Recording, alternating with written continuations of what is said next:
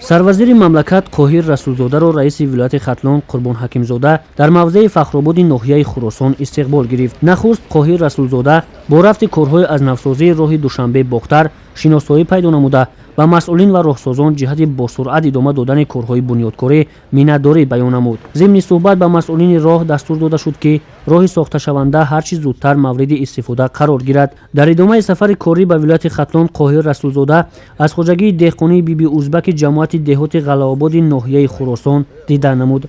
در مساحت 150 گکتار زمین این خواجگی دهقانی باغ و تاکزار بنیاد می‌گردد. بعد از بازدید از باغ مذکور با مسئولان ناحیه و دهقانان انگورپرور تجربه‌دار صحبت صمیمی انجام داده ابراز داشت که موضع انتخاب شده برای پرورش انگور موافق بوده. در آینده از این زمین حاصل خوبی انگور به دست آوردن ممکن است که نه تنها بازار جمهوری بلکه خارج کشور را نیز با این میوه وطنی میتوان تامین کرد. انگورپروری یکی از بخش‌های سردرآمد ساحه کشاورزی محسوب می‌یابد.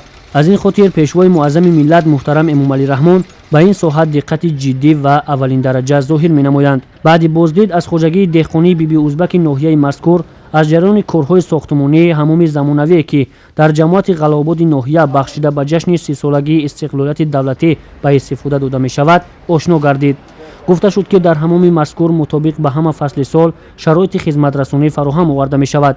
در جریان سروزیر مملکت از فعالیت کارخانه واحد دولتی صنعت گوشت و شیر و جمعیت دارای مسئولیت محدود خواجگی زادپروری سعادت ناحیه خراسان آشنا گردید. ذکر شد که در کارخانه 700 سر چربای کلان موجود بوده. از این شماره 300 تایش چربای شاخدار شیرده می باشند. راهبر کارخانه مذکور قید نمود که برای پیشبرد فعالیت کارگاه در سمت استحصال گوشت و شیر همکاری ما با دولت‌های خارجی نیز سودمند جریان دارد. سفر کاری سروزیر مملکت قاهر رسولزاده به دیگر شهر و نواحی منطقه باختر ولایت ختلان ادامه دارد. سمندر شایب، عبدالغفار ستارов برای برنامه اطلاعاتی اخبار.